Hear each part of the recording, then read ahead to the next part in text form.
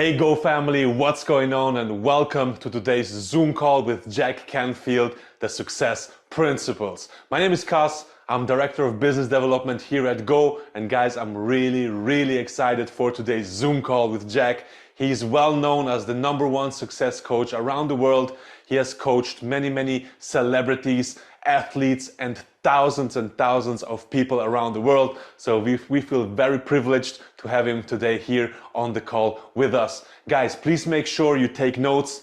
You take notes for yourself and for your team members. And if your team members can't join this Zoom call because the Zoom call is already full, please make sure you share with your team members our official social media channels where we are also streaming this Zoom call live right now. So guys, have an amazing training call with Jack Canfield, and I see you on the next call. Have a good day. Well, thank you for that great introduction. I appreciate it. I'm really glad to be here with the Go Global family today and share with you. I'm very excited to be talking to you guys and gals. I have probably done keynotes for over 50 different multi-level network marketing, direct marketing companies in the world, and have helped literally hundreds of thousands of people double and triple their incomes and have more impact in the world, build huge teams, etc. So I'm going to be sharing with you some basic principles today. I want you to pay close attention, take notes. I'm going to be talking about a lot of things very quickly. If you take notes and review them and put them into practice, that's what's going to take you where you want to go. We always say that, I always teach this: what, so what, now what? What am I going to share with you? So what does it mean to you? Now what are you going to do about it? It's putting it into action that's going to make it work. And I always like to say, you don't want to end up with shelf-esteem where you have all your notes on a shelf, but self-esteem that comes from the confidence that you create by doing this work and having the results appear. So I'm going to use a lot of slides as we go through this. So I'm going to go to the first one. This is a success system that literally never fails. We always say the system always works if you always work the system. And it is a system, which you'll see in just a moment. So here we go. So our main objective today is to learn how to go further and faster in life with more success and less struggle. And basically, this is where I want you to go. It's like cut through the maze, get to the cheese as fast as possible, not get caught in all the things that don't work and so forth. So the promise I'll make you, if you do what I teach you, is you can double your income easily and your impact in the world. You can double your time off at the same time. So think about, how would you like to make twice as much money, have twice as much impact, and also have twice as much free time at the same time? Totally possible to do that. In fact, it shows that entrepreneurs that take more time off actually produce more results. We'll go into that perhaps a little later. You also have more balance in your life between work, family, and yourself. And then fourthly, actually achieve greater levels of happiness and fulfillment. Now, I usually guarantee that you can do that in 2 years or less. Most of my students do it in 1 year or less. I've had people do it in 6 months. Just for example, I worked with a RE/MAX office a couple of years ago. 86% of the agents doubled or tripled their income in 2 years or less, and the office doubled its sales and became $1 billion franchise as a result of what they were put into practice. Scott Schilling says, I made 22% of my 360-day salary in just 2 days after Jack's course. So 1/5 of his yearly income in just 2 days based on what he put into practice. And he's an amazing guy as a result of that. This is a woman named Miriam Laundrie who says, I tripled my income in 1 year. She actually won a Guinness World Record as well using these principles. So think of life as a combination lock. If you know the right numbers in the right order, you can have anything you want.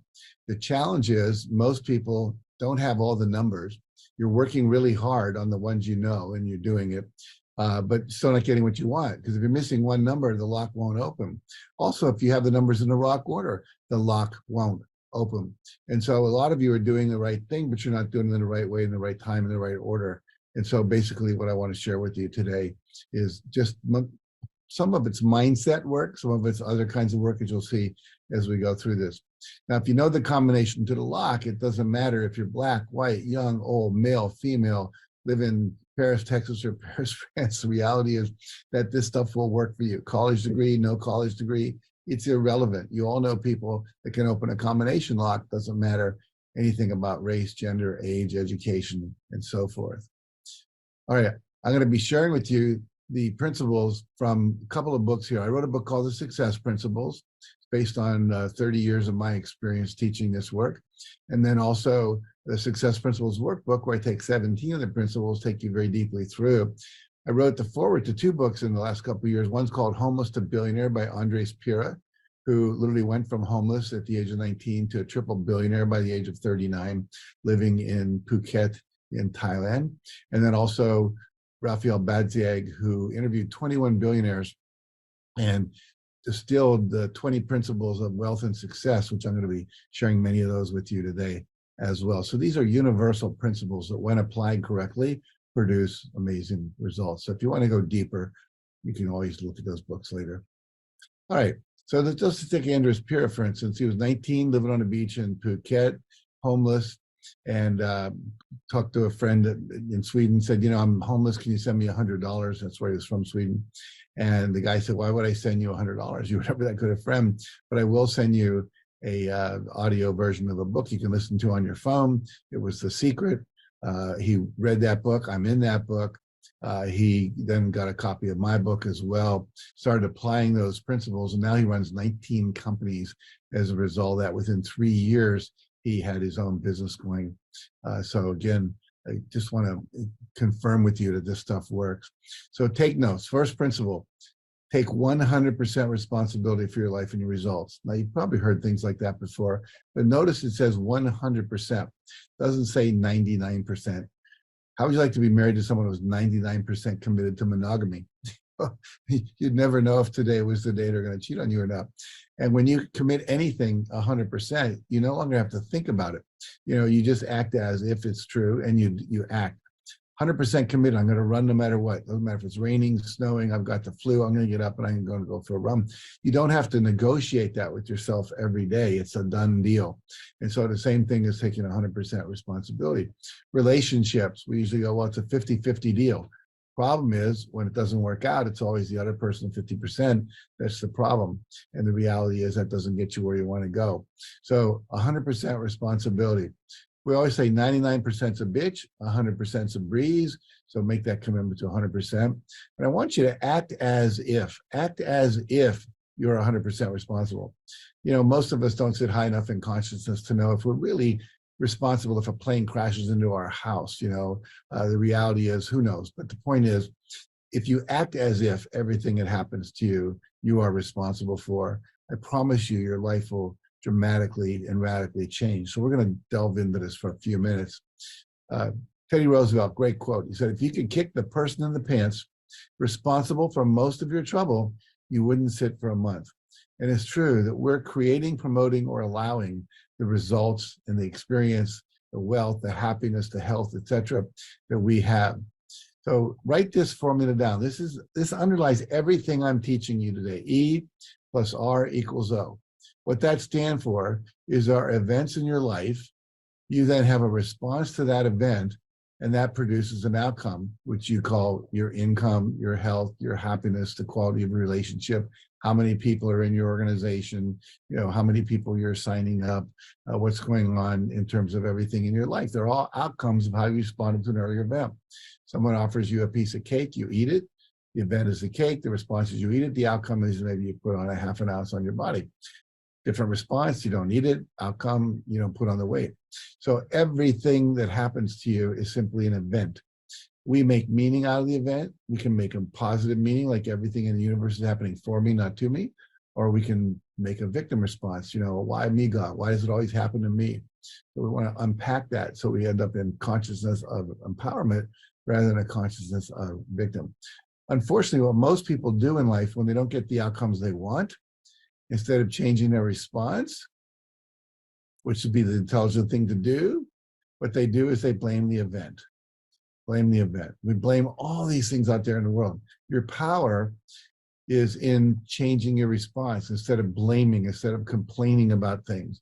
And think about how much time we spend complaining. We have Ain't It Awful clubs called bars. Often our professional conferences, we sit around and complain about the company, the economy, the products, the administration, all that stuff.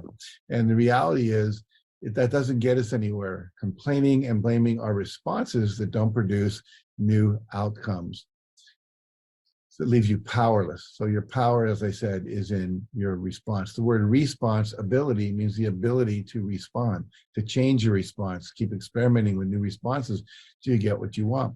What I've done over the years is I've interviewed over 500 successful people, billionaires, millionaires, top salespeople, presidents of corporations, top military leaders, actors, etc., professional athletes, and find out what are the responses that successful people have to the normal events in life. What do they think? What do they do?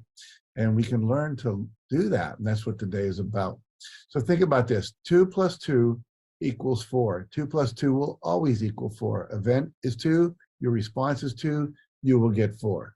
So the economy is the way it is. You do what you do, you make 4. That's your income.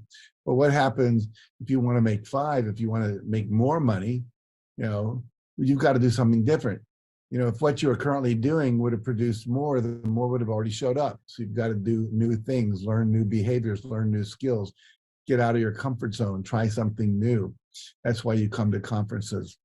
Well, that's why you watch YouTube videos. That's why you read books. That's why you join coaching programs and have mentors and so forth, so that you can learn new things to do to create more. Now, 2 + 2 = 4, as we said. What happens when the environment changes, the events change, the economy changes, a recession occurs, the pandemic occurs.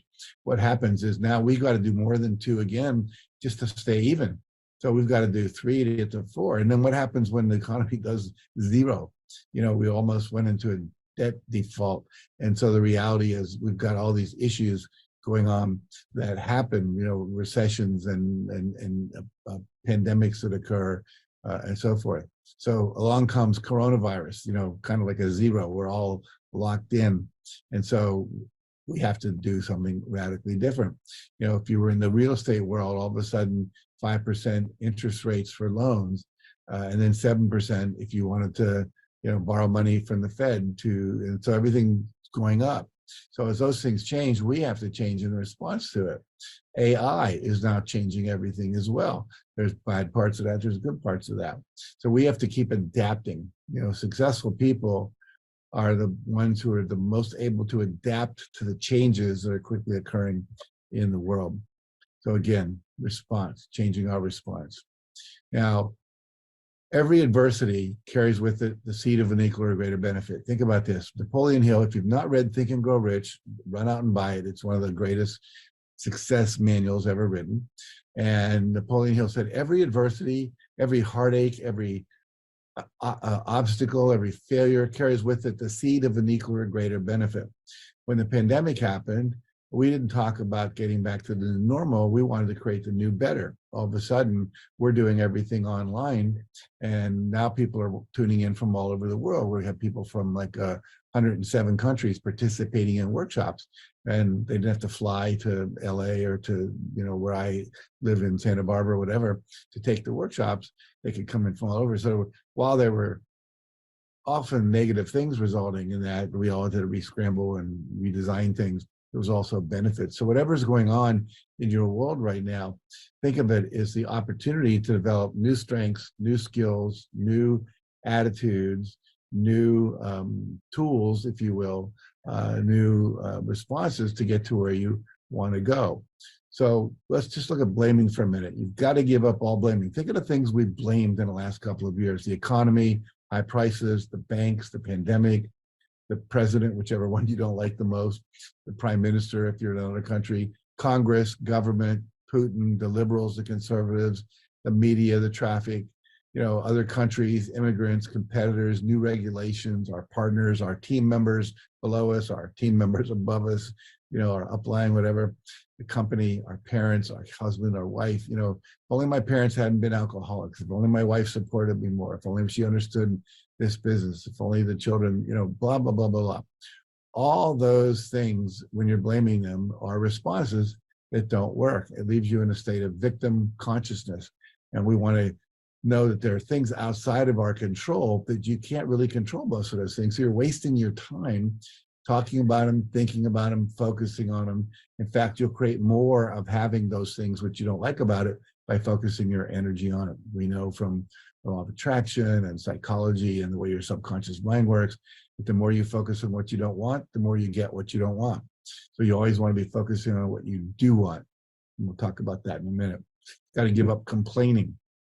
Complaining always means I have a preference of something I want that's better that I'm not willing to risk creating. In other words, if I complaining about my wife, I have to have a reference point of some woman in the world that I think is better, that I'm not willing to risk go and leave my wife and go get into a relationship with her, or try to change my wife so she'll be this ideal person I think she is. So we complain, and think of who you complain to. You always complain to the wrong person. At work, I complain about my wife. At work, to my wife, I complain about the people at work. Neither of them can do anything about the other. So it's a waste of time as well. Here's a young boy named Matty Christensen who I interviewed when I did Chicken Soup for the Soul Books. And he was 11 years old at the time. Notice he has no arms past the knee, elbows rather, no legs past the knees. And he's got this lacrosse cage at the end of his prosthetic arm. That's both his pitching hand and his catching glove.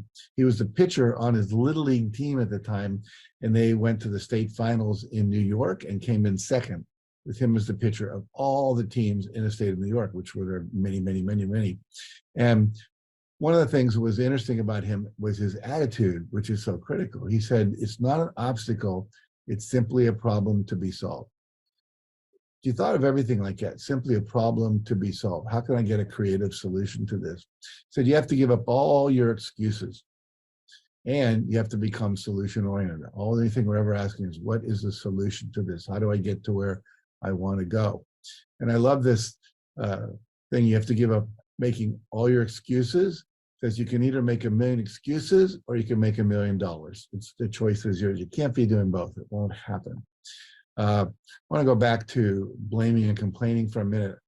I was working with a bunch of Remax salesmen. These are real estate people up in New Hampshire at the beginning of the last recession, which I think was in 2008, 9, somewhere in there. And everybody was down like 30 or 40%, except one guy in the room. And he wasn't down. And I said to him, come up to the front of the room and tell me what you're doing different. He said, it's all mindset. These guys all, when they hear the economy's down, that people aren't buying as many homes, they all start pulling back.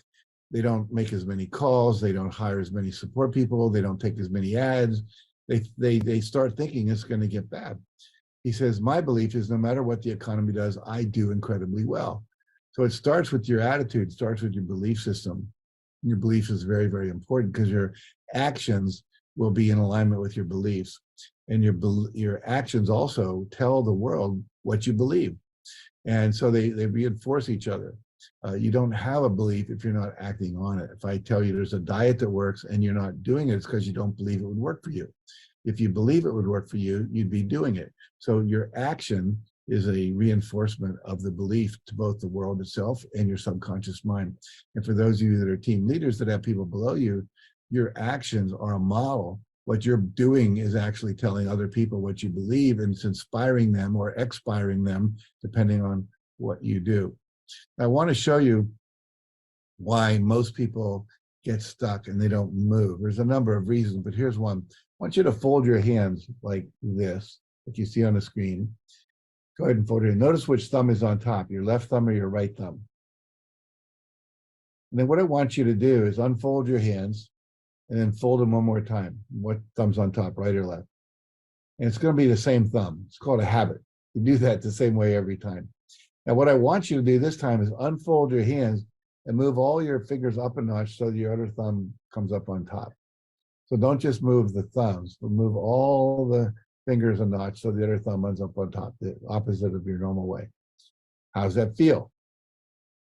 And if we were together live, 95% of you would say uncomfortable, it's awkward, it's doesn't feel good, whatever. You wouldn't want, and I say, what do you want to do? And you'd all go, I want to go back to the other way. So let yourself go back to the first way you were folding your hands, the normal way, your customary way. And right here in this little exercise is why most people get stuck, because they get caught in their comfort zone. When you do something as simple as fold your hands a different way, it's uncomfortable. And so what most people do, and unfortunately in our culture, we're addicted to comfort. And we don't like to be cold. We don't want to be, we don't want to have to make presentations to people we think might reject us. First time we ever speak to a big group, it's uncomfortable. Speaking to people maybe that we think are smarter, wealthier, more powerful than us, maybe reject us. We could feel uncomfortable. But research now from a major university in California, Pepperdine University, has proven that successful entrepreneurs are the people that are most willing to be uncomfortable. So the willingness to experience, tolerate discomfort is a precursor to success. And so we have to start getting out of our comfort zone. And when you first start, do it little by little by little by little. You don't want to necessarily go from not speaking to anybody to speaking to 2,000 people in an arena the first time, but you've got to start getting out of that comfort zone. And so whatever you're doing, you go to do it and you get stuck, you don't make that phone call, you don't do that Facebook post, you don't send out that email, whatever it is, you don't set up a meeting, invite people to come to it. All of those things are the things that are going to stop you from getting where you want to go. So again, this requirement to be uncomfortable, you got to get comfortable being uncomfortable, as it were, because everything you want is just outside your comfort zone. That's where all the goodies are. All right. So there are only 3 responses you have any control over in this R thing, this responses. There's your thoughts, what you think. You can change your thinking. That's why it's so important to read books, attend seminars, and watch, TED Talks and YouTube videos, and hang out with people that are succeeding more than you are, because you're getting into their thought space, if you will, their the zeitgeist of their thinking. And then there's also the images. What do you visualize? If I said we're going to get up and dance in a minute and I'll do a TikTok dance, some of you go, cool, I'm a great dancer. And some of you would recall an image of you in high school when you weren't, or at your wedding and you tripped or something. And so these images are things that sometimes are involuntary, but we can make them voluntary. And I'll show you how to use that in a few minutes. And then there's your behavior, what you do, what you say, what you don't do, what you don't say. So those are the 3 areas you have any control over. You can't control time. You can control your behavior in relationship to time. You control your thoughts in relationship to time. So these are the 3 things. So we're going to look at each of these 3 things real quickly. So every thought you think, you have to know this, is sending out a vibration to the universe. It's a powerful signal with information and energy. It's like a radio station. You all have cell phones. You can, without any wires, you can make a call from where you are right now to Singapore, to Dubai, to Munich, Germany, to South Africa. And this wave goes through the air with information on it called your thoughts, your voice tone, whatever. And it's got a carrier wave that says it's your phone signal, so they can identify you. Every time you think a thought, the same thing happens. And we now know from research, I have this next slide here. No, I don't. So I'm going to go back a second. So I want to talk to you about this research from them. We now know from studies that were done with NASA that your thoughts can travel as far as the moon. It's about 238,000 miles. They did a study with Duke University, students in a psychology program down there, and astronauts up in the lunar module. And the astronauts at a predetermined time would take a bunch of envelopes, shuffle them, one person, open up whichever one they opened up, record the number, envelope 5. In that envelope would be a shape, a square, a circle, a triangle, a pentagon, whatever. They would then stare at that for a couple of minutes, keep focusing on it. And the students at Duke University who were tuned into them just close their eyes, focus on the astronauts, and then they would draw what they think they got. And way beyond statistical chance, they got it right, which meant that that thought of that person in the space module was literally being received on Earth without any electronic aid, just from their thoughts. So we know the signals from your brain. Why is it a psychic in Florida can tell what someone in Seattle is thinking or someone in China is thinking? Because our thought waves travel. And so they're able to be picked up. And you've been with people and you can tell they're angry, you can tell they're upset, you can tell they're going to buy, they're not going to buy, they're judging you, whatever. So we can pick that up. Sometimes it's facial expressions, sometimes it's the energy of emotion, but often it's the energy of thought. You've all had the experience of like thinking about somebody and then a minute later the phone rings and it's that person. How did you know? Because they were thinking about calling you or you were thinking about them and that stimulated them to call you. We don't know which one was first, but the point is you guys were communicating as strictly a mental level, if you will. So that's why it's so important to control those thoughts, because they're having an impact on the people that you're interacting with, your prospects, your downline, your upline, your wife, whoever you're interacting with. And so we'll talk about the power of that thought in just a moment. So if you've not watched the movie or read the book, The Secret, I want to encourage you to do that. It's about an hour and about a 90-minute movie. You can buy it on Amazon.com. You can watch it on the internet. And basically, it's going to teach you in great depth what I just talked about, more than we have time for here. But it's a required piece of your education if you haven't done it. It's also in book form on the left there if you want to read it instead. All right. So one of the things we know from research that's being done at a place called the Heart Math Institute, where they're studying not the physical heart, but the emotional heart, if you will, but more than emotional, it's almost like a spiritual, energetic thing, is that when you are happy, when you are in joy, when you are in gratitude, when you're in appreciation, when you're in a state of love, you are projecting a kind of energy that actually has an impact on manifestation of the goals that you have. Here's how that works. They did a study where they took human DNA, they had it in a test tube. I remember at Harvard when I was in a biology class years ago, we actually did that same thing. I remember my lab teacher was like he was having an orgasm. We have DNA in this thing. And we were able to wrap it around these little glass, stirring sticks, if you will. So anyway, they got this human DNA, and their goal, if you remember, DNA is a helix structure like this, and they wanted to unwind the DNA. So they first did an intention. You all have intentions. Your intention is to double your income, get new people on your team, whatever. But they had this intending for the DNA to unwind. So there's a group of people sending that intention. Nothing happened. That same group of people then stopped sending the intention and just got into a state of love, gratitude, and joy by focusing on things they were grateful for and were happy about and so forth. Nothing happened to the DNA. Then they had the group get into that positive energy space, that vibration, and now send the intention to the DNA. The DNA unwound.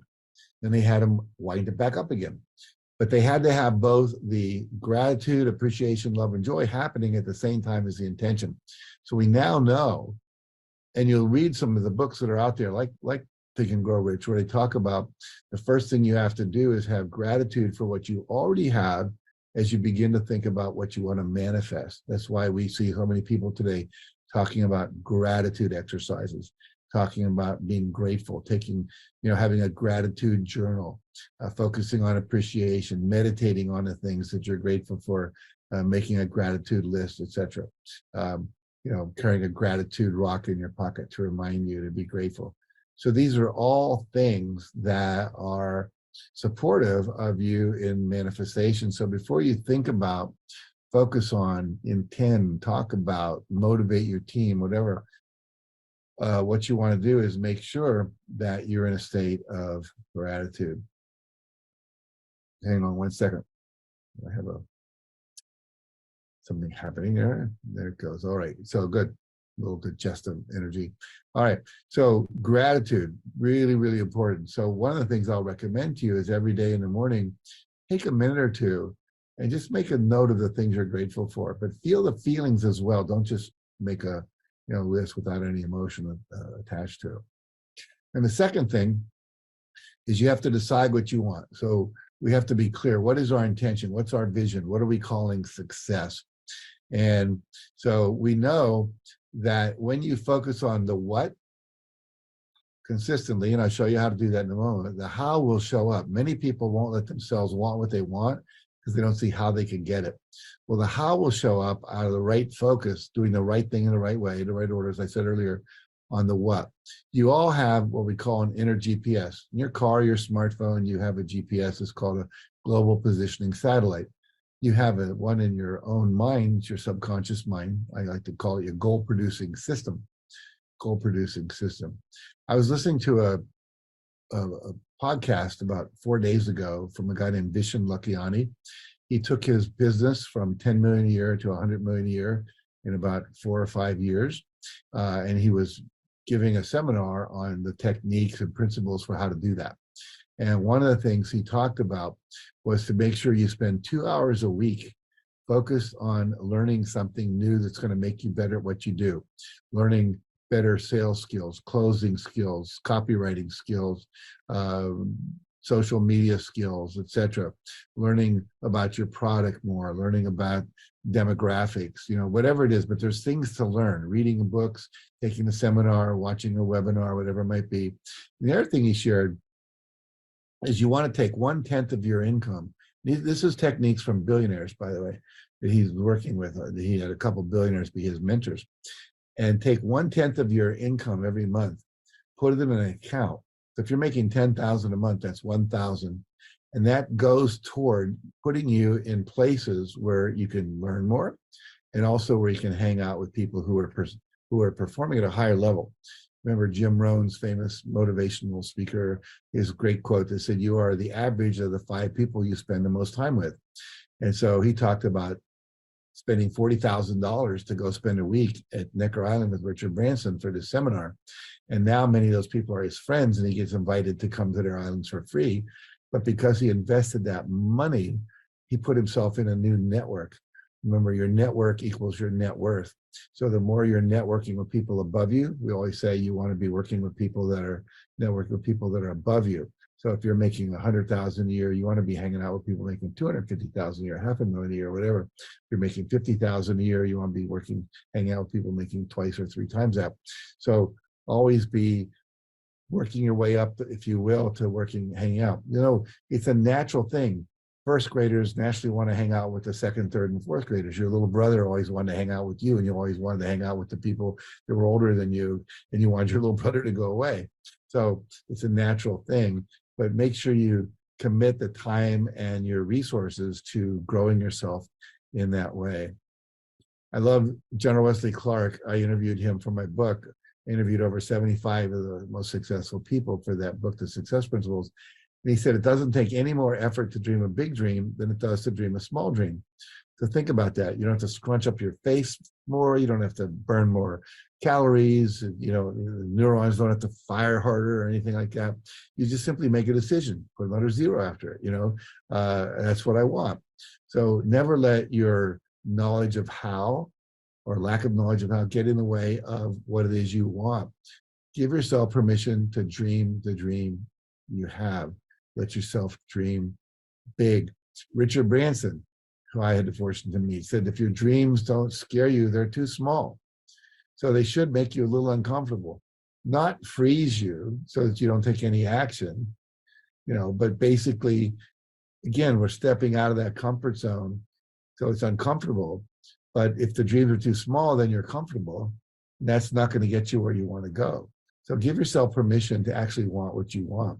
Here he is, a guy who started out working in a record store that he then turned into Virgin Records, that then he was down in, I think it was Trinidad or Haiti, Jamaica, and he was buying some music for his record store, for his record label, and the plane he was supposed to go back on got canceled, so he went around and asked everyone if they, rather than waiting 8 hours, if they would all chip in some money and they would charter a plane, and they did. And he actually made some money off that because he made some profit, and that's when he started Virgin Airlines.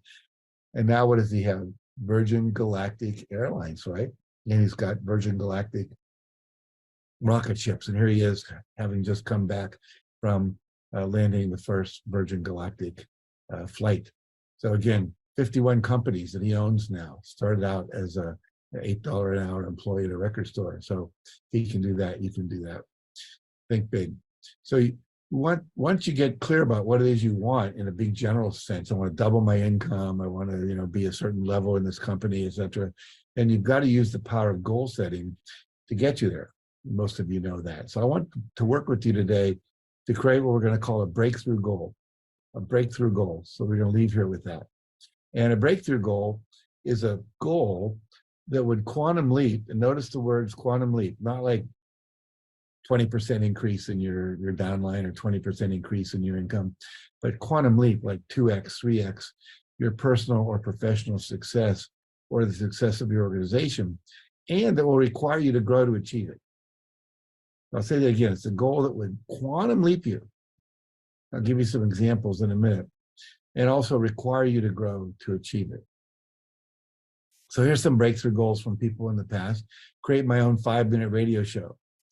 Worked with people that have created 5-minute radio shows talking about financial success, talking about health, talking about medical breakthroughs, whatever was related to whatever their work was, whatever they were doing. Just 5 minutes, and you could usually find a sponsor to have one of those minutes. The radio station would get a sponsor for one of those minutes. You have 3 minutes to teach, and you get to talk about what you want and lead them to your product, to your service, whatever it might be. So that was what one person did. Write and publish a book. You might say, well, everything's been written, but not by you. Makes you an instant expert if you have a book. Open up China as a market. That was big for us with Chicken Soup for the Soul books. When we got into China, we sold 315 million books, 315 million in China, another 100 million in India. We've sold over 600 million books. It's over 500 million books. So you can imagine what that's done for my wealth. And then have 1 million Facebook followers is one of the goals that someone set. Develop a successful online podcast.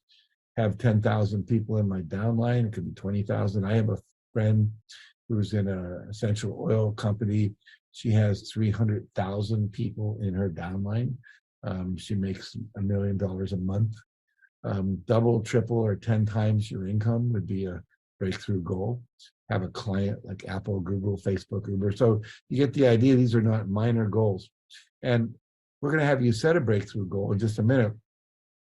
And a goal, to be a goal, has to be measurable in time and space. How much, by when? Can you measure it in number of people, number of dollars, number of people on my team, number of units sold, market share, whatever, but it has to be something that's measurable and by a certain date.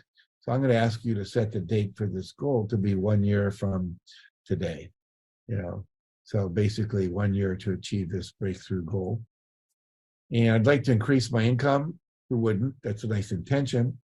But I will earn an annual income of $300,000 by 5 p.m. Those who put the time in there, June 1st, 2024. That's a specific measurable goal. How much by when? I'd like to double the number of people on my team. I will increase the number of people on my team to 3,000 people by 5 p.m. June 1st, 2024, or whatever number is what you want, whatever is realistic in your mind. I always say go a little bit beyond realistic, but definitely pick a number, and then by June 1st next year. So I want you to write down what your breakthrough goal would be. It could be in any area of your life. More than likely, you want it to be for the business that you're in here with the Go Global World. I will what? By what date? I'm going to pause for 30 seconds and let you write.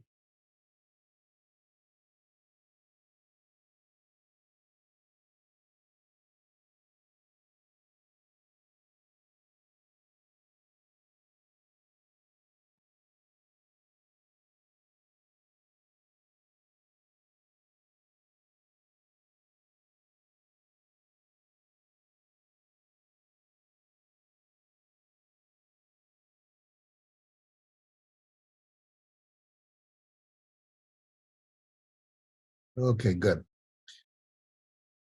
Now, interesting piece of research from David Cole, a professor at Virginia Tech. He said people who write down their goals earn 9 times as much over their lifetime as people who don't. Think about that. The mere act of writing it down, which you just did, if you were to do that at the beginning of every year for each of the areas of your life, especially your business life, what happens is you're going to increase your earnings over your lifetime by 9 times. Even if you just put it in a drawer and leave it there for the year. I don't recommend that. I recommend reviewing your goals at least weekly, and we'll see how we can do that on a daily level in just a moment. But basically, a very important piece of research.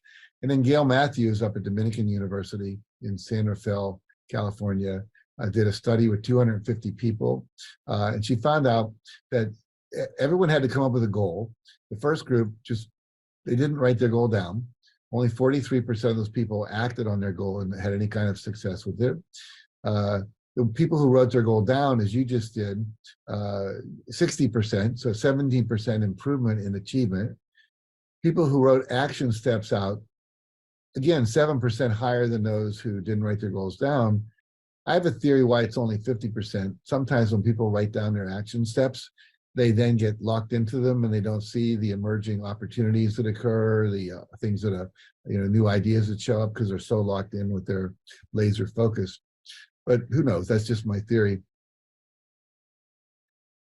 Those people who made a public declaration, who said to a friend, a colleague, put it on their website, whatever, I'm going to do this, another 4% improvement simply from declaring it.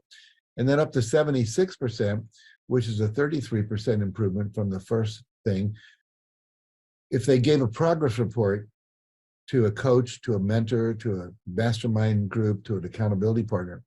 So having someone to be accountable to. So many of you are what we call solo entrepreneurs. You're your own boss. You might have some team people that are above you.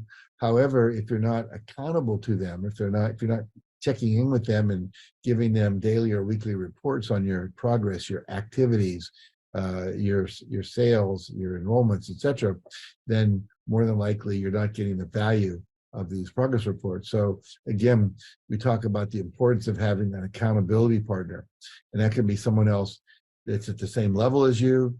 I would always encourage you not to do your spouse, because that can turn into nagging and fighting and all that kind of stuff. But we tend to be a little more adult around people that are strangers and with our own spouse. So anyway, having an accountability partner, and what I suggest with an accountability partner is that you check in every day. We'll go back to that for a second.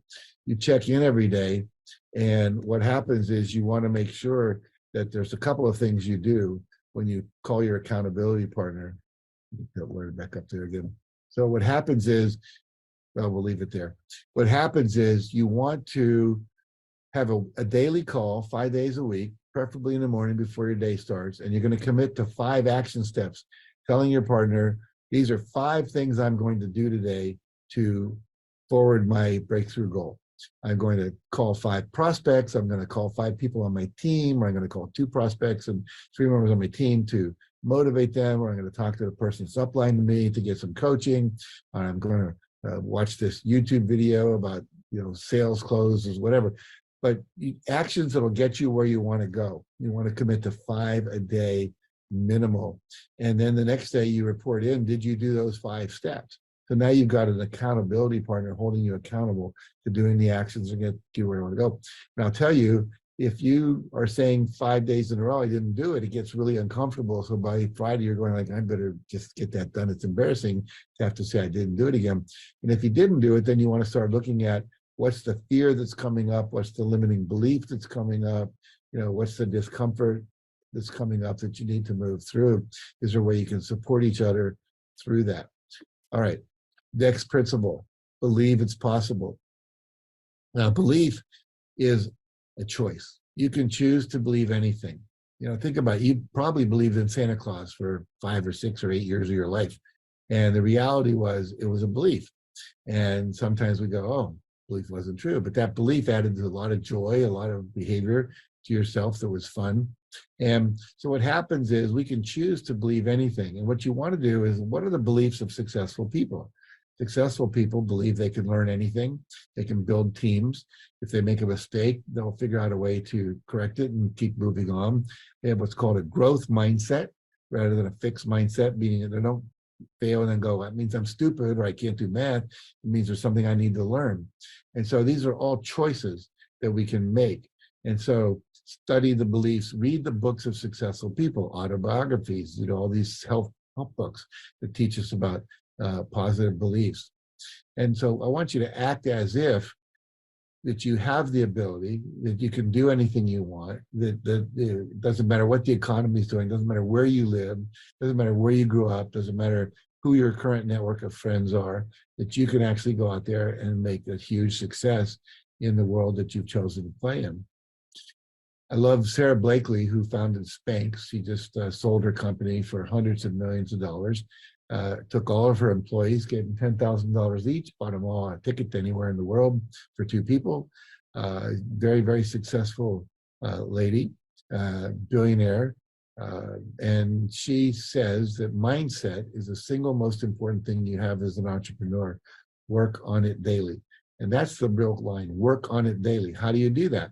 You do that by, again, repeating affirmations. I have everything I need to do anything I want. I'm smart enough to achieve this. I'm happily earning and investing $100,000 a year, whatever it might be. And also, I think meditation is really valuable. If you're not meditating, go online, type in meditation on YouTube, find a meditation you like and do it. Do that every day. 10 minutes would be enough. And, hang around positive people. Watch positive shows. Don't watch the negative news all day long.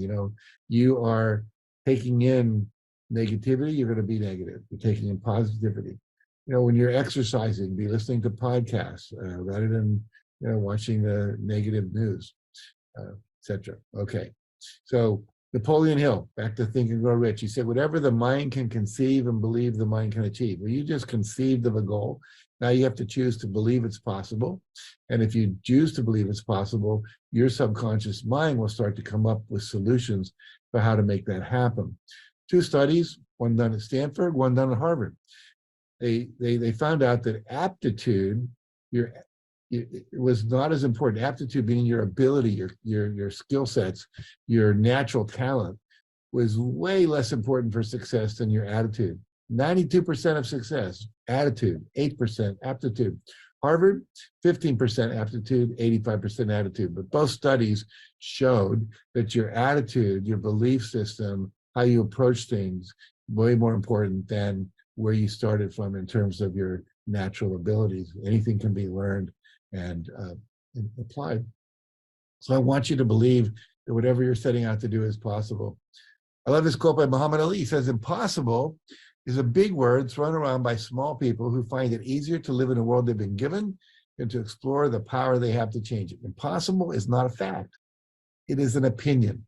And then he says, I changed impossible to I'm possible. I can do anything I want. I'm not going to let the thoughts of other people control me. Remember, he used to say, I'm the greatest. So again, every thought you think is sending out a vibration. So be careful and responsible. Your level of confidence is contagious. If you're confident that something's going to happen, your team, your family, the people that are your prospects, etc., are going to pick up that confidence. If you're not exuding that confidence, that's not your vibration, that's going to be picked up. So you're responsible. Now, one thing you can do to develop your sense of confidence is to close your eyes and visualize the sale going through, people signing up, your team being excited, motivated, taking the actions you want them to take, everything happening the way you want it to happen. Confidence comes from surviving a risk. If you go out and ski and you survive, you have more confidence now that you can ski. If you go out and you make a sales presentation and it succeeds, you have more confidence that you can do that. You're motivating a team and they get motivated and do what you teach them, you have confidence that you can do that. So you can do that out in the outer world, but you can also do that in your inner world and build that confidence before you go out and actually do it in the outer world. And we can do that using affirmations and visualization. So there's a form of affirmations that I teach, which goes, I'm so happy and grateful that I am now. And then you fill in the blank after that. I'm so happy and grateful that I am now earning a personal income of $250,000 a year. So happy and grateful now that I have 10,000 active people in my downline, in my team. So again, it's not there yet, but you're affirming it as if it's already achieved. And then you close your eyes and you visualize what you would see in the outer world that would prove to you you'd actually achieved it.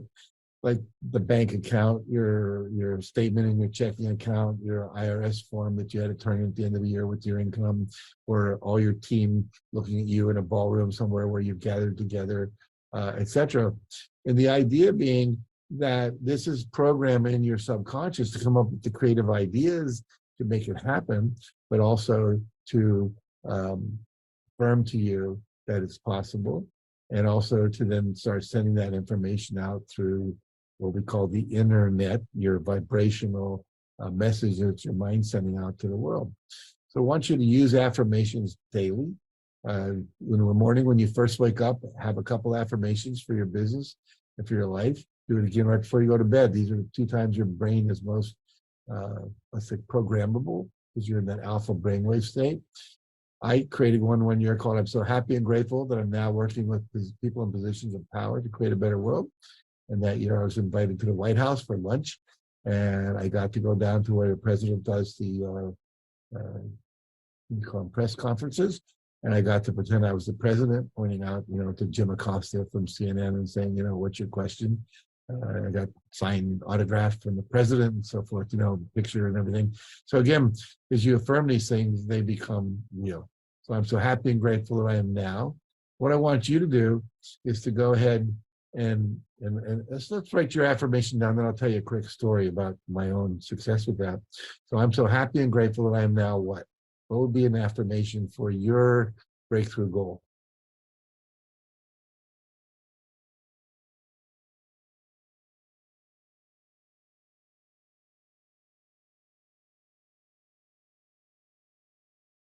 Or again, make it specific.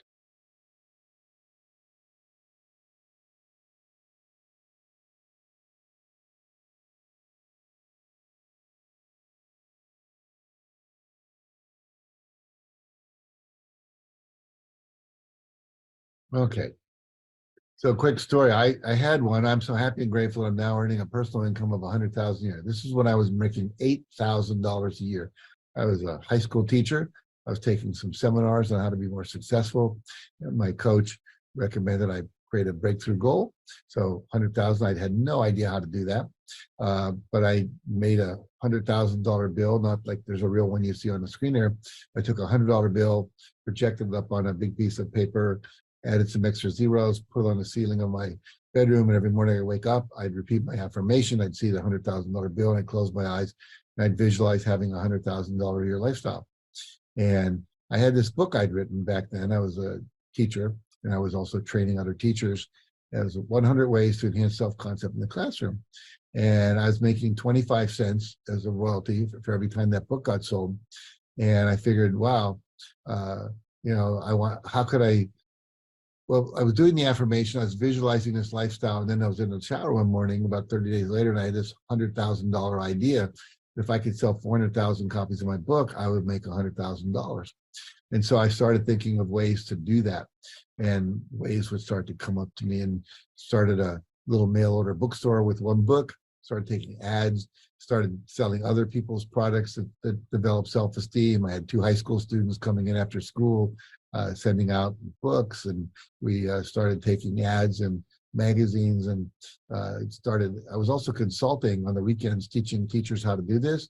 And I got this idea I should raise my fee, so I went from $300 up to $800. So all these things were happening in my mind.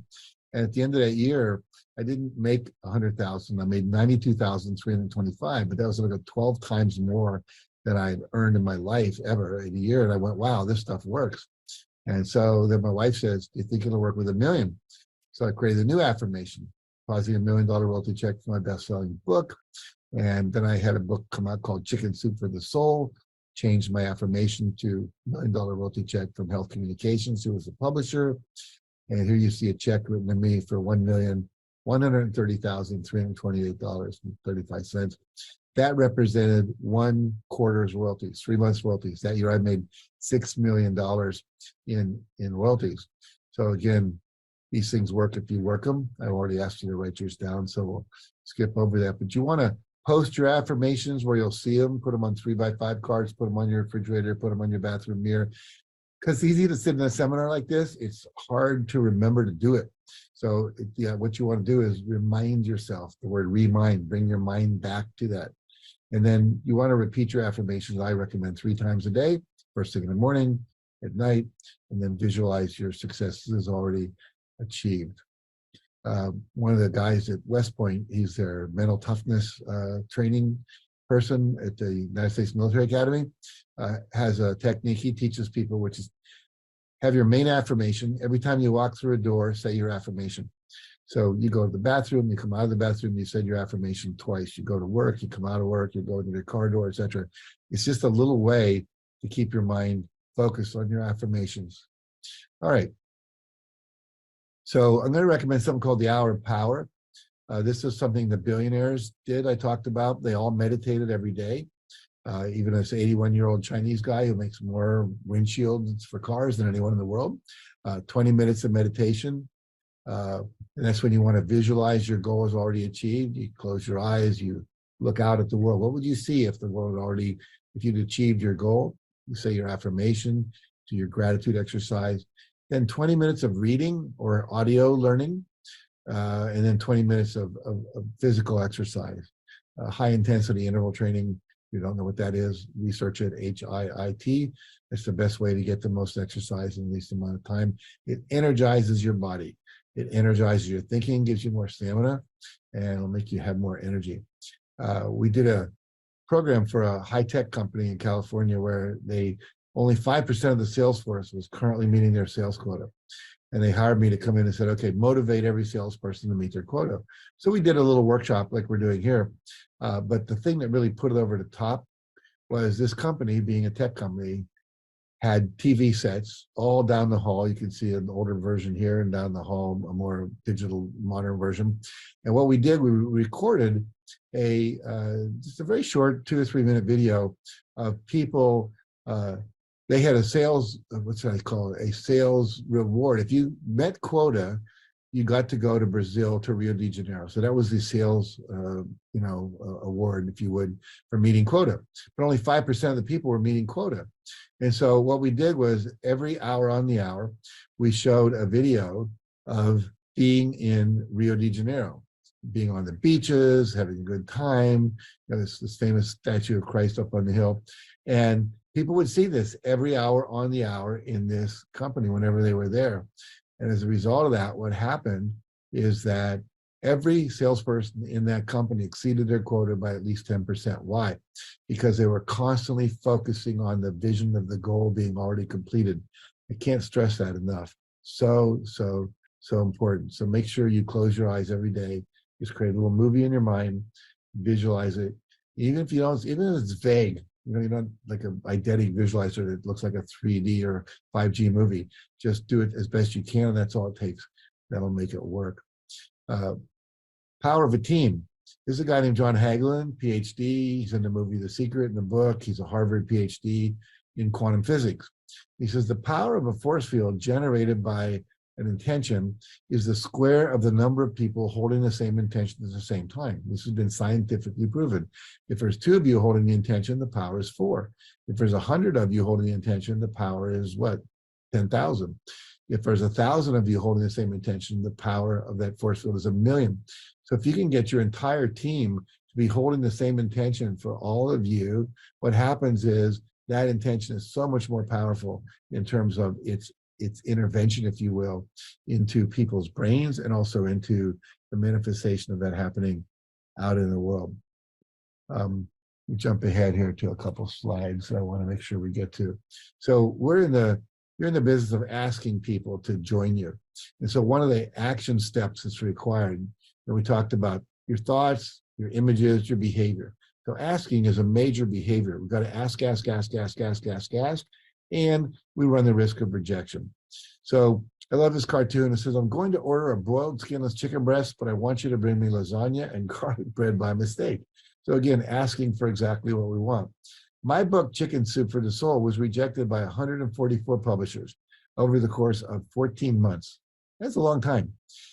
If I'd given up after 100, I'd not be here today. I wouldn't be sitting in a 6,500 square foot house. I wouldn't be driving the cars I drive. I wouldn't have the money in the bank that I have, the income I have, the friends that I have, the travel that I can do, the traveling first class, all the wonderful things in my life wouldn't exist if I had given up after 100. So never, ever, ever, ever give up. And sometimes you have to, kiss a lot of frogs, as they say, before you get that one person. Let me go back to that for a second. So I'm remembering a story. I was working with a guy in one of the major multi-level marketing companies in America. He told me that he made personal presentations to over 3,000 people, one-on-one presentations. He said 300 of those people took the business seriously. And he said 3 of those people made me a multimillionaire. So you never know who that person is going to be that becomes one of your top leaders that builds your business with you, that gets you to where you want to go. So be willing to get out there and talk to people.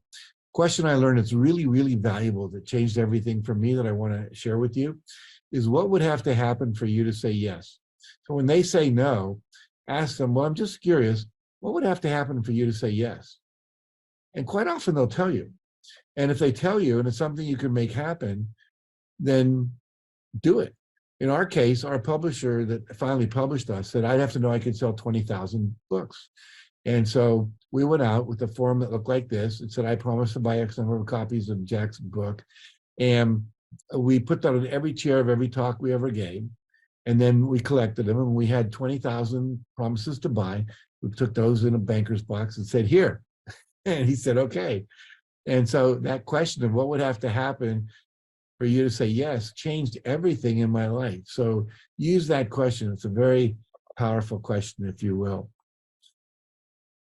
You know, Howard Schultz was turned down 217 times by banks and investors, but he didn't give up. And if he had, there'd be nothing called Starbucks today.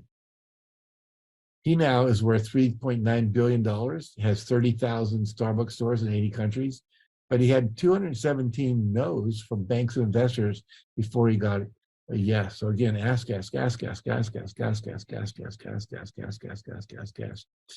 we like to say, become an ask-hole. You know, ask people, ask them again later. Their position may have changed, their situation may have changed. They may now need additional income. They may have woken up to the possibilities of what network marketing and multi-level marketing can do for them. So give yourself permission. No, say next. You know, next person. There's 8 billion people on the planet. Next time, keep on asking. I love this comment from a Girl Scout who sold the most Girl Scout cookies in the history of Girl Scouts in 1 year, over 3,000 boxes of Girl Scout cookies. She said, so what? She said, some will, rather, some won't. I mean, some will buy, some won't. So what? Someone's waiting. So make sure that you get out there and ask. Take advantage of the law of probabilities. It says the more people you ask, the more yeses you're going to get. It makes sense. It's a numbers game. The more books you read, the more courses you take, the more videos you watch, the more likely one of them will dramatically change your life as well. I want to share this number with you. This is powerful. One of the things we often think about is let's go out there and enroll as many people. But this is something I learned early on when I got involved in this whole world, was the importance of duplication. So if I double every month, this is what those numbers look like. Let's say I have 2 people in my organization. The next month I have 4, the next month I have 8, the next month I have 16. But in order for that to happen, I can't just keep signing up more and more people. I have to teach those first 2 people how they ought to go out and sign up 2 people. And then teach those people how to teach those people not only to sign up, but to sign up others. So this duplication process, if you will, is required for you to build a huge business. So you're training leaders. You're showing them how they can become successful leaders, and you identify the ones that you really want to put energy into as well, but teach them all. And if it took a month to go from 2 to 4, and a month to go from 4 to 8, and a month to go from 8 to 16, in 7 months, you'd be at 128. At 9 months, 512. A year later, you got 4,000. 14 months later, 18,000 people.